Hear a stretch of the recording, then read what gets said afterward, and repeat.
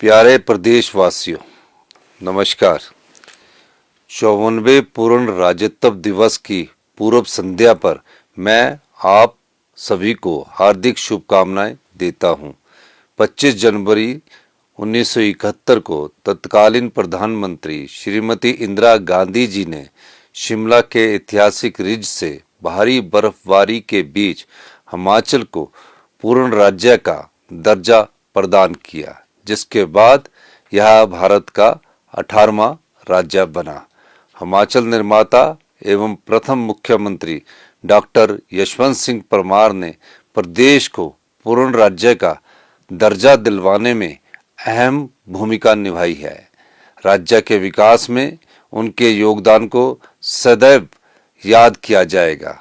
इस अवसर पर मैं उन्हें नमन करता हूं। प्रिय प्रदेशवासियों, हमारी सरकार ने 11 दिसंबर 2022 को जन सेवा का दायित्व उठाया। आत्मनिर्भर हिमाचल, समृद्ध हिमाचल बनाने की दिशा में हम प्रयासरत है। हमारा संकल्प है कि हिमाचल आर्थिक रूप से आत्मनिर्भर बने और 10 वर्षों में देश के सबसे अमीर राज्यों में शामिल हो। पिछले साल बरसात में इतिहास की सबसे बड़ी आपदा हमें गहरे जख्म दे गई। बीते 50 वर्षों में राज्य ने ऐसी भयानक आपदा का सामना नहीं किया जिसमें जान और माल का भारी नुकसान उठाना पड़ा।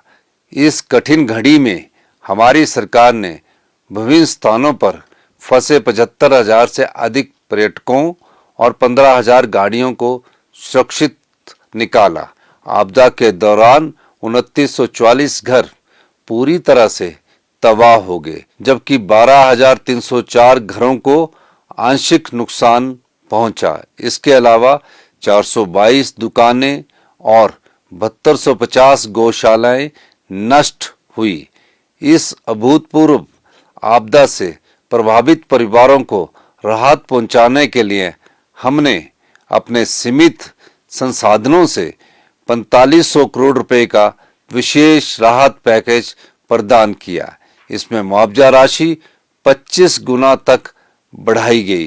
पूरी तरह क्षतिग्रस्त पक्के और कच्चे घरों को दोबारा बनाने के लिए मुआवजा राशि 1,30,000 से बढ़ाकर 7 लाख रुपए की गई। पहली किस्त के रूप में 3-3 लाख रुपए जारी किए गए हैं। हमने राहत शिविरों में रहने वाले परिवारों को किराए पर मकान लेने के लिए 31 मार्च 2024 तक हर महीने ग्रामीण क्षेत्रों में 5,000 रुपये और शहरी क्षेत्रों में 10,000 रुपया देने के साथ साथ मुफ्त राशन और रसोई गैस की व्यवस्था की है। घर बनाने के लिए सीमेंट सरकारी दर पर देने, बिजली पानी के मुफ्त कनेक्शन का प्रावधान किया है। हिमाचल प्रदेश की इस सबसे बड़ी आपदा में छोटे से छोटे अंशदान देने वाले सभी व्यक्तियों का मैं दिल की गहराइयों से धन्यवाद करता हूं। छोटे छोटे बच्चों ने अपनी गुल्लक तोड़कर आपदा राहत कोष में योगदान दिया है। उनकी ये भावना दिल को छू जाती है। मैं आज के इस अवसर पर राहत कोष में दान देने वाले सभी राज्यों, विधायकों और मेरे मंत्रिमंडल के सहयोगियों और सभी व्यक्तियों एवं संस्थाओं का आभार व्यक्त करना चाहता हूं, जिनके दान से इस कोष में ऐतिहासिक 252 करोड़ रुपए जमा हुए हैं। भाइयों और बहनों, विधानसभा चुनाव के समय जो वादे किए थे उन्हें निभाने के लिए हम गंभीर प्रयास कर रहे हैं। ओपीएस बहाल करने की गारंटी पूरी करते हुए हमारी सरकार ने लगभग 1,36,000 एनपीएस कर्मचारियों को ओल्ड पेंशन जारी कर सौगात दी। जन जन तक पहुंचने के उद्देश्य से हमने सरकार गांव के द्वार कार्यक्रम शुरू किया है। हम गांव में जाकर समस्याओं का शीघ्र समाधान कर रहे हैं। यह भी कहा जाता था कि राजस्व मामले पीढ़ी दर पीढ़ी खत्म नहीं होते। ऐसे राजस्व मामलों को निपटाकर आम लोगों को राहत प्रदान करना राज्य सरकार की प्रतिबद्धता है। इस दिशा में एक कदम बढ़ाते हुए प्रदेश में 30 अक्टूबर 2023 को पहली बार उप तहसील और तहसील स्तर पर राजस्व लोक अदालतों का आयोजन किया गया। अब तक रिकॉर्ड 65,000 से अधिक इंतकाल और 4,071 तकसीम के मामलों का निपटारा किया है, जो लंबे समय से रुके पड़े थे। प्यारे प्रदेशवासियों, हिमाचल देश का ऐसा पहला राज्य बना है जिसने अनाथ बच्चों वे सारा वर्गों के लिए कानून के तहत योजना बनाई है। हमने मुख्यमंत्री सुख आश्रय योजना शुरू करके 4,000 अनाथ बच्चों को चिल्ड्रन ऑफ द स्टेट के रूप में अपनाया है। सरकार ही इन बच्चों की माता और सरकार ही पिता है। उनकी देखरेख तथा शिक्षा का जिम्मा हमारी सरकार उठा रही है। युवाओं को रोजगार के अवसर प्रदान करने के अपने दूसरे वादे को पूरा करते हुए हमने 680 करोड़ रुपए की राजीव गांधी स्वरोजगार स्टार्टअप योजना शुरू की।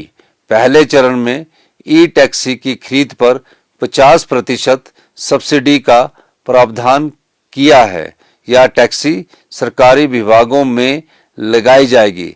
दूसरा चरण भी शुरू किया गया है, जिसमें 100, 200 व 500 किलोवाट की सौर ऊर्जा परियोजनाएं स्थापित करने का प्रावधान है।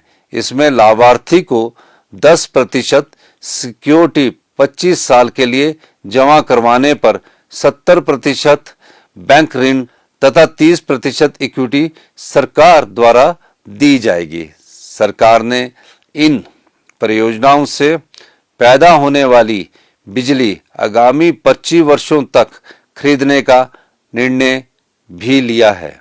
इससे युवाओं को निश्चित आय के साधन मिलेंगे। युवाओं को रोजगार देने के लिए हम ठोस कदम उठा रहे हैं।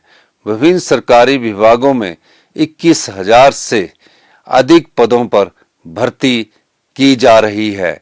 शिक्षा विभाग में अध्यापकों के 5291 पद भरे जाएंगे, जिनमें टीजीटी आर्ट्स के 1070, टीजीटी नॉन मेडिकल के 776, टीजीटी मेडिकल के 430, शास्त्री के 494 तथा जेवीटी के 2521 पद शामिल हैं। इनमें से 50% पदों की बैच वाइज भर्ती प्रक्रिया आरंभ की जा चुकी है। लेक्चरर के 530 पद लोक सेवा आयोग के माध्यम से भरे जाएंगे। इसके अलावा पुलिस विभाग में 1226 पुलिस कर्मियों की भर्ती की जाएगी। महिलाओं को पुलिस कांस्टेबल के पद पर 30% आरक्षण दिया जाएगा। जल शक्ति विभाग में विभिन्न श्रेणियों के 10,000 पद भरे जाएंगे, जिनमें पैरा वर्कर्स, मल्टीपर्पज वर्कर्स और पैरा फिटर्स के 4500 पद शामिल हैं। वन मित्र योजना के तहत 261 वन मित्रों की भर्ती की जा रही है। स्वास्थ्य विभाग में 1450 पद, पटवारी के 874 पद तथा पीडब्ल्यूडी में जूनियर इंजीनियर सिविल के 90 तथा वर्क इंस्पेक्टर के 25 पद भरे जा रहे हैं। राज्य के बच्चों को गुणात्मक शिक्षा प्रदान करने के लिए हमने नए सेशन से सभी सरकारी स्कूलों में पहली कक्षा से इंग्लिश मीडियम शुरू करने का निर्णय लिया है। यह भी हमारी चुनावी गारंटी थी, जिसे पूरा किया गया है। डॉक्टर यशवंत सिंह परमार विद्यार्थी ऋण योजना से विभिन्न वोकेशनल व तकनीकी कोर्सों के लिए विद्यार्थियों को 1% ब्याज दर पर 20 लाख रुपए तक के ऋण की सुविधा दी जा रही है। राज्य के आईटीआई तथा पॉलिटेक्निक संस्थानों में ड्रोन, मैकेनिक, आर्टिफिशियल इंटेलिजेंस सहित न्यू एज कोर्सेज शुरू किए गए हैं। मेरे प्रदेशवासियों, हमारी सरकार हर संभव प्रयास कर रही है कि लोगों को उनके घर के पास ही बेहतर स्वास्थ्य सुविधाएं उपलब्ध हो। प्रदेश के 7 मेडिकल कॉलेज के विभिन्न विभागों में रोबोटिक सर्जरी शुरू करने के लिए 100 करोड़ रुपए का प्रावधान किया गया है। हर विधानसभा क्षेत्र में एक स्वास्थ्य संस्थान को आदर्श स्वास्थ्य संस्थान के रूप में स्तरोन्नत किया जा रहा है। अब तक 50 विधानसभा क्षेत्रों में ऐसे संस्थानों में 6 मेडिकल विशेषज्ञ डॉक्टर तैनात किए गए। मुख्यमंत्री चिकित्सा सहायता कोष के तहत गंभीर रोगों के उपचार के लिए 1 करोड़ 60 लाख रुपए की सहायता राशि जारी की है। हमने जल विद्युत, हाइड्रोजन और सौर ऊर्जा का दोहन कर हिमाचल को 31 मार्च 2026 तक हरित ऊर्जा राज्य बनाने का लक्ष्य रखा है। हर विधानसभा क्षेत्र में 2 ग्रीन पंचायतें बनाई जा रही है। ई वाहनों को बड़े स्तर पर प्रोत्साहित किया जा रहा है। सभी सरकारी विभागों में 1 जनवरी 2024 से ई वाहन ही खरीदे जाने का प्रावधान किया है। ई चार्जिंग स्टेशन के लिए निजी ई वाहन ऑपरेटर्स को 50% सब्सिडी प्रदान करने का प्रावधान है। ई वाहनों को बढ़ावा देने के लिए राज्य में 6 ग्रीन कॉरिडोर घोषित किए गए हैं। नई ई वाहन नीति के तहत पहले चरण में चार्जिंग स्टेशन की स्थापना के लिए 54 स्थान चयनित किए गए हैं। रिकॉर्ड समय में इन्हें तैयार किया जा रहा है। हरित उद्योग को बढ़ावा देने के लिए हमने ग्रीन हाइड्रोजन और अमोनिया परियोजनाओं के लिए समझौता ज्ञापन किए हैं। इसमें 4000 करोड़ रुपए के निवेश तथा 3500 से अधिक रोजगार के अवसर सृजित होंगे। पेखुवेला में 220 करोड़ रुपए की लागत वाले सौर ऊर्जा प्लांट का शिलान्यास किया गया है, जो रिकॉर्ड समय में तैयार किया जा रहा है और इससे प्रदेश को लगभग 27 करोड़ 71 लाख रुपए की वार्षिक आय होगी। मेरे प्यारे प्रदेशवासियों, किसी भी स्वस्थ समाज के निर्माण के लिए यह आवश्यक है कि महिलाओं व बच्चों को पोषण के साथ स्वस्थ माहौल प्रदान किया जाए। विधवा पुनर्विवाह योजना की धनराशि 65,000 रुपये से बढ़ाकर 2 लाख रुपए की गई है। हमारी सरकार ने इंदिरा गांधी बालिका सुरक्षा योजना में एक बेटी के बाद फैमिली प्लानिंग पर प्रोत्साहन राशि 35,000 रुपये से बढ़ाकर 2 लाख रुपए और 2 बेटियों के बाद 25,000 रुपये से बढ़ाकर 1 लाख रुपए की है। हमने लैंड सीलिंग एक्ट में संशोधन कर बेटियों को पैतृक संपत्ति में बेटों के बराबर हक दिया है। लड़कियों की विवाह योग्य आयु 18 वर्ष से बढ़ाकर 21 वर्ष करने का निर्णय लिया है। सामाजिक सुरक्षा पेंशन के 41,799 नए मामले मंजूर किए हैं। भर्ती प्रक्रिया में भ्रष्टाचार खत्म करने के लिए हमने दृढ़ता से कार्य करते हुए जीरो टॉलरेंस की नीति अपनाई है।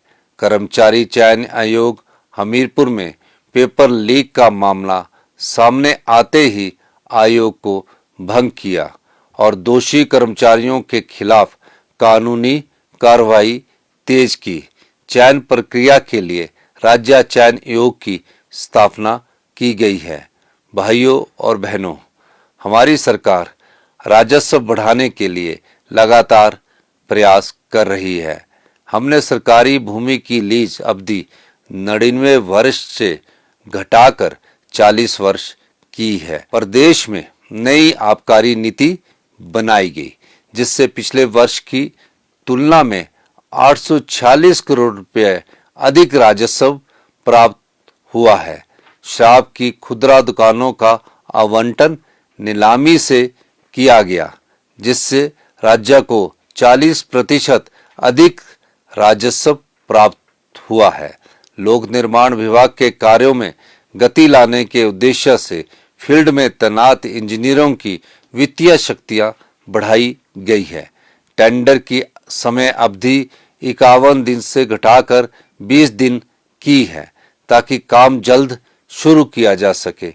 निवेशकों को सिंगल रूप सुविधा प्रदान करने के उद्देश्य से प्रदेश में निवेश ब्यूरो की स्थापना की जा रही है। इससे निवेशकों को आओ और काम शुरू करो की सुविधा मिल सकेगी।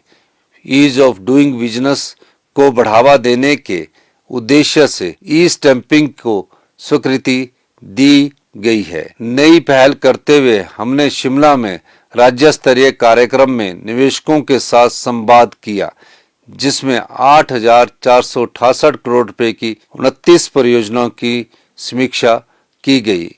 इन परियोजनाओं से प्रदेश के 12,584 युवाओं को रोजगार के अवसर उपलब्ध होंगे। प्रदेश में पर्यटन को बढ़ावा देने के लिए हमारी सरकार नई योजनाओं पर काम कर रही है। कांगड़ा जिला को टूरिज्म कैपिटल के रूप में विकसित करने पर लगभग 3,000 करोड़ रुपए खर्च किए जाएंगे। पौंग बांध में एडवेंचर्स एक्टिविटीज शुरू करने के लिए 100 करोड़ रुपए का प्रावधान किया गया है। इस वर्ष कांगड़ा के बीड बिलिंग में पैराग्लाइडिंग की विश्व स्तरीय प्रतियोगिता और शिमला के जुनगा में पहली बार फ्लाइंग फेस्टिवल आयोजित कर साहसिक पर्यटन में हिमाचल को विश्व के मानचित्र पर लाया गया। पर्यटकों और आम लोगों की सुविधा के लिए अमृतसर से शिमला व कुल्लू के लिए हवाई उड़ानें शुरू की गई है। राज्य में हवाई सेवा मजबूत करने के लिए कांगड़ा हवाई अड्डे के विस्तार सहित चरणबद्ध ढंग से सभी जिला मुख्यालयों और जनजातीय क्षेत्रों में 16 हेलीपोर्ट का निर्माण किया जा रहा है। पर्यटन को बढ़ावा देने के लिए हमारी सरकार रोपवे निर्माण पर भी जोर दे रही है। जनजातीय लोगों के कल्याण तथा उत्थान के लिए वित्तीय वर्ष 2023-24 में जनजातीय क्षेत्र विकास कार्यक्रम के तहत 857 करोड़ रुपए का प्रावधान किया है। इसके तहत केंद्रीय योजनाओं में 335 करोड़ रुपया प्रस्तावित है। हम सड़कों के शीघ्र निर्माण और रखरखाव पर विशेष ध्यान दे रहे हैं और अब तक 750 किलोमीटर नई सड़कें बनाई गई। लगभग 800 किलोमीटर सड़कों की क्रॉस ड्रेनेज की गई है। 700 किलोमीटर सड़कें पक्की की गई। साथ ही 43 नए पुल बनाए तथा 23 नए गांवों को सड़क सुविधा से जोड़ा गया। 1000 किलोमीटर सड़कों की रीटायरिंग की गई है। इसके अलावा 210 नए भवन बनाए गए। बीती बरसात में आपदा के दौरान रिकॉर्ड समय में 2173 सड़कें बहाल की गई। इस दौरान 18 नए वैली ब्रिज और 27 झूला पुल स्थापित किए। हमने सड़कों के रखरखाव के लिए 40 करोड़ रुपए की नई मशीनरी खरीदी है। हमारी सरकार ने कृषि व बागवानी क्षेत्रों में अनेक पहल की है। पहली बार बागवानों से सेब किलो के हिसाब से खरीदा गया। अगले साल यूनिवर्सल कार्टन को भी सुनिश्चित किया जाएगा ताकि बागवानों को उचित दाम मिल सके। इस वर्ष सेब, आम और नींबू प्रजाति के फलों के समर्थन मूल्य में 1.5 रुपये से अधिक की ऐतिहासिक वृद्धि की है। सेब बहुल क्षेत्रों में प्राकृतिक आपदा के दौर में सड़कें बहाल करने पर 110 करोड़ रुपया खर्च किए गए। 1292 करोड़ रुपए की HP शिवा परियोजना के पहले चरण के लिए लगभग 400 क्लस्टरों में 6000 हेक्टेयर भूमि पर बगीचे स्थापित किए जाएंगे। इससे 15,000 किसान बागवानों को लाभ होगा। इसमें सौर, बाड़बंदी तथा सिंचाई सुविधा का भी प्रावधान है। मौसम तथा क्षेत्र अनुकूल खेती को बढ़ावा देने के लिए हमारी सरकार ने हिम उन्नति योजना शुरू की है। इसमें दूध, सब्जियां, फलों और अन्य नकदी फसलों के क्लस्टर बनाकर पैदावार को बढ़ावा दिया जाएगा। प्यारे प्रदेशवासियों, दूध आधारित ग्रामीण अर्थव्यवस्था विकसित करने के लिए 500 करोड़ की लागत से हिमगंगा योजना शुरू की गई है, जिसमें किसानों से दूध लेकर चिलिंग पॉइंट तक ले जाने की सुविधा भी प्रदान की जाएगी। योजना के तहत कांगड़ा के ढगवार में 250 करोड़ लागत से मिल्क प्रोसेसिंग प्लांट स्थापित किया जा रहा है। किसानों की आय बढ़ाने के लिए दूध के दामों में 6 रुपए की रिकॉर्ड वृद्धि की है। HPMC के माध्यम से सस्ती दरों पर बागवानी उपकरण, खाद और कीटनाशक उपलब्ध करवाए जा रहे हैं। उत्पादक कंपनियों से सीधी खरीद के लिए 38 समझौते किए गए हैं। इससे किसानों को सस्ती दरों पर सामान मिल सकेगा। महिला किसानों को 50% तथा अन्य किसानों को 40% अनुदान पर कृषि यंत्रों का प्रावधान किया गया है। शिमला जिला की ठियोग तहसील के पुराला में 100 करोड़ 42 लाख रुपए की लागत से बने आधुनिक फूड प्रोसेसिंग प्लांट का लोकार्पण किया गया है। इसमें वाइन, विनेगर तथा जूस तैयार किया जाएगा, जिससे बागवानों को उत्पाद के उचित दाम मिलेंगे। प्रदेश सरकार ने मनरेगा के तहत मजदूरों की दिहाड़ी सामान्य क्षेत्र में 224 से बढ़ाकर 240 रुपये तथा जनजातीय क्षेत्रों में 280 से 294 रुपये की है। प्यारे प्रदेशवासियों, इस वित्त वर्ष में विभिन्न क्षेत्रों में लगभग 20,000 करोड़ रुपए का निवेश आकर्षित करने के अलावा 40,000 प्रत्यक्ष व 50,000 अप्रत्यक्ष रोजगार अवसर सृजित करने का प्रयास है। प्रदेश के सरकारी विभागों में ई-ऑफिस प्रणाली शुरू कर दी गई है, जिससे कामकाज में पारदर्शिता आएगी। प्रदेश को इंफॉर्मेशन टेक्नोलॉजी तथा ई गवर्नेंस को बढ़ावा देने के लिए progressive state in digital innovations का अवार्ड ऑफ एप्रिसिएशन भी प्राप्त हुआ है। हमने हिम डाटा पोर्टल शुरू किया है, जिसके माध्यम से सरकारी विभागों का डाटा एकीकृत किया जा रहा है। परिवारों का उचित डाटा रखने के लिए हिम परिवार नाम से एक रजिस्ट्री बनाई जाएगी। अंत में एक बार फिर आपको पूर्ण राज्यत्व दिवस की बहुत बधाई और शुभकामनाएं देता हूं। मुझे पूरा विश्वास है कि राज्य के मेहनती और ईमानदार लोगों के सहयोग से हिमाचल को आत्मनिर्भर और समृद्ध राज्य बनाने का हमारा संकल्प शीघ्र पूरा होगा। जय हिंद, जय हिमाचल।